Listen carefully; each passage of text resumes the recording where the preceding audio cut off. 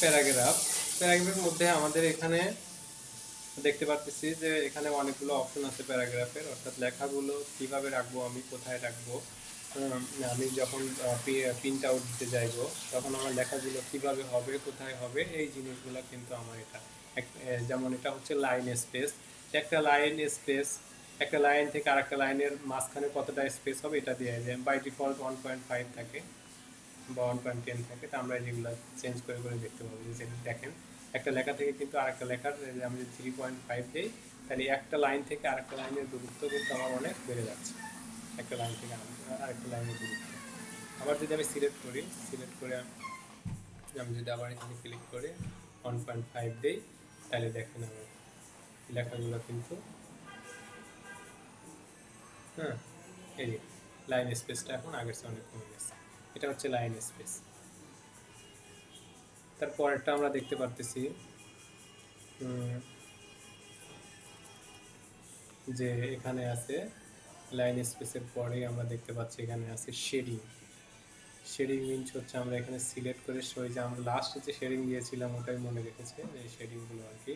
আমরা no colour feel করব, এখানে ফিল করার পরে আমরা এটা কালার হবে ওই জিনিসগুলো যে আমি যেগুলো এখানে সিলেক্ট করা থাকবে। আমি যদি এটা করি নো কালার, দ্যাট মিনস কোনো কালার হবে না। আমি এটা সিলেক্ট করে আমি এগুলো দেখি যে দেখেন ব্যাকগ্রাউন্ড কালার, এটা হচ্ছে আমার ব্যাকগ্রাউন্ড, আমার লেখার কালার এবং ব্যাকগ্রাউন্ডে কি আমি দিতে যাচ্ছি এটাই কিন্তু লেখার ব্যাকগ্রাউন্ডে আমার একটা কালার থাকতেছে, এটাই জাস্ট আর কিছু না। তারপর এটা আমরা দেখতেছি যে এই যে বর্ডার, এগুলো আমার কোথায় কাজ করবে। যেমন বর্ডার আমি কোথায় দিতে পারবো, আমার যদি টেবিল থাকে তাহলে টেবিলে করতে পারবো, অথবা টেবিল আমি ওইখানে আঁকাইতে পারবো। যে আমরা একটা জাস্ট একটা টেবিল অঙ্কন করি।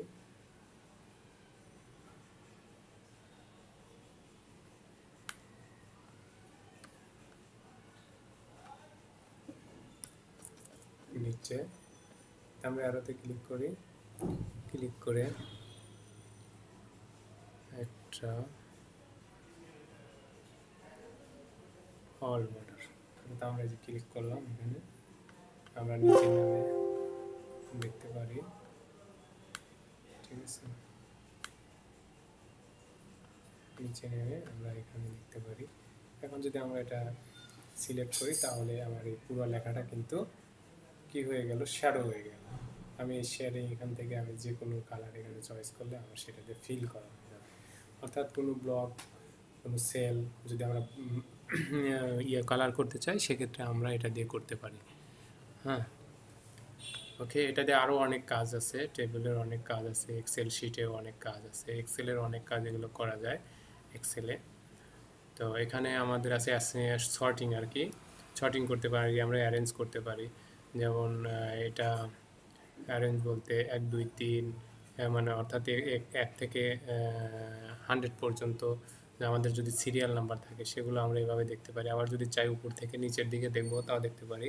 অর্থাৎ হচ্ছে সর্টিং, এ থেকে জেড, জেড থেকে এ, বোঝাই যাচ্ছে যে এটা কি দ্বারা কি বোঝানো হচ্ছে। তারপরে আমরা যে প্যারাগ্রাফ দেখতেছি, প্যারাগ্রাফ অর্থ হচ্ছে এটা আমাদের হাইড করা থাকে বাই ডিফল্ট, কারণ এটা যদি দেখা যায় তাহলে আমাদের অনেক প্রবলেম হবে। যে আমরা অনেক সময় লেখার ভুল বা বিভিন্ন কিছু আইডেন্টিফাই করা হয়, সেগুলো দেখার জন্য আমরা কিন্তু এই কাজটা করে থাকি। যে কোথায় কোথায় আমি ইন্টারপ্রেস করছিলাম, এই জিনিসটা প্যারাগ্রাফ দিয়েছিলাম সেটা কিন্তু আমি দেখতে পারবো। আমি এখানে লাইন স্পেসটা একটু কমিয়ে নিচ্ছি, ওকে।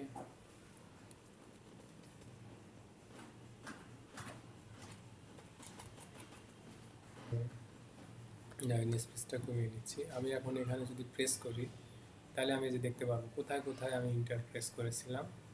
প্যারাগ্রাফ সাইনে গিয়ে এটা দেখেন এই যে এতগুলো জায়গায় আমি প্যারাগ্রাফ সাইন, এই যে এখানে ইন্টার দিয়েছি, এখানে ইন্টার দিয়েছি। হ্যাঁ, যে জায়গায় আমি ইন্টারপ্রেস করছি সেই জায়গাগুলো কিন্তু এই যে আমি যদি ব্ল্যাঙ্ক একটা জায়গায় নিয়ে এখানে নিয়েও যদি আমি ইন্টারপ্রেস করি তাহলে কিন্তু আমি যদি হচ্ছে নতুন করে হচ্ছে ইন্টারপ্রেস হচ্ছে, অর্থাৎ এই জিনিসটা আমরা রাখবো না, এটা সবসময় হাইড করে রাখবো, ওকে। এই হচ্ছে আমাদের প্যারাগ্রাফের। আরও অনেকগুলো আছে, যেমন আমরা লেখাগুলো অনেক লেখা আমরা অনেক সময় বিভিন্ন স্টাইল যদি করতে চাই সেক্ষেত্রে আমরা করতে পারবো।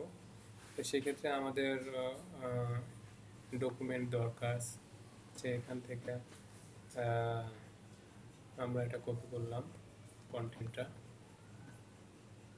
কপি করে এখানে নিলাম, পেস্ট করলাম। যে এই যে লেখা, এই লেখাগুলো টাইলগুলো কীরকম হবে আমি তো সিলেক্ট করে নিলাম। সিলেক্ট করে আমি মাউস পয়েন্টার নিয়ে নিয়ে দেখতে পারি যে আমার লেখাগুলো কীরকম হলে ভালো লাগবে। যেটা আমার এগুলো কাজ করার শেষে ফরম্যাটিং করা আর কি, যখন আপনি লেখা শেষ হয়ে যাবে তখন এটা আমার মনে হচ্ছে যে বেস্ট।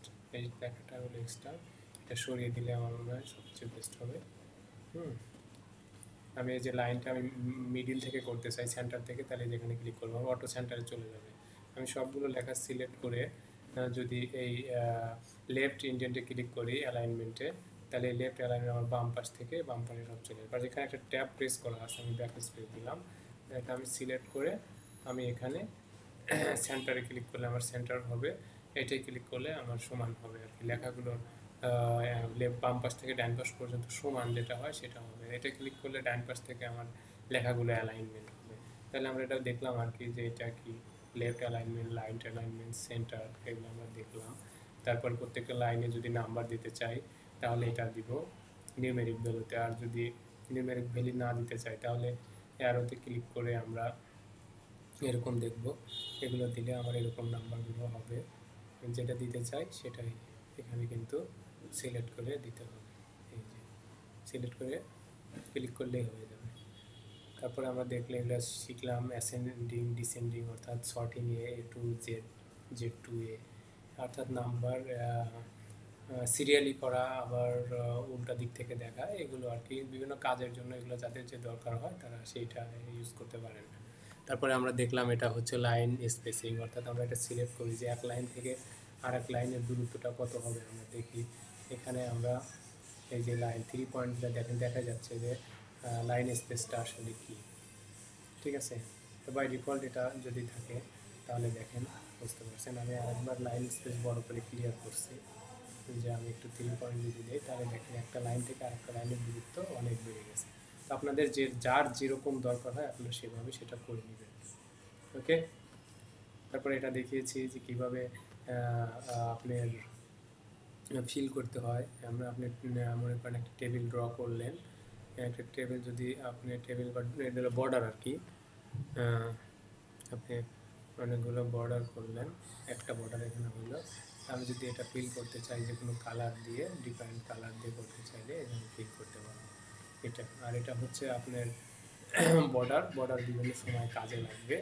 হ্যাঁ, বর্ডার কোথায় কীরকম দিতে চান, এক পাশে দিতে চান না দুই পাশে, চার পাশে না মাঝখান দিয়ে আরও সেল করতে চান, তাহলে আমরা এই ধরনের কাজ করবো। প্যারাগ্রাফ দেখলাম কোথায় কোথায় আমরা ইন্টারপ্রেস করেছি, এই যে 4 লাইনে 4 বার আমরা ইন্টারপ্রেস করেছি, এটা দেখা যাবে প্যারাগ্রাফ। অর্থাৎ প্যারাগ্রাফগুলো মার্ক করার জন্য অনেক সময় লাগে, এগুলো বিভিন্ন অফিসিয়াল কাজের জন্য এগুলো লাগে, সেক্ষেত্রে আমরা এগুলো দেখে নিব। তারপরে ফন্টের স্টাইল দেখলাম যে কোন স্টাইলটা আমার এখানে ভালো লাগে, সেই স্টাইলটা আমি দিব। দেখেন আপনার যেটা ভালো লাগে এই স্টাইল এখান থেকে চুজ করবেন। এই যে আমার মনে হয় এটাই সবচেয়ে বেস্ট, আমি এটা সিলেক্ট করব।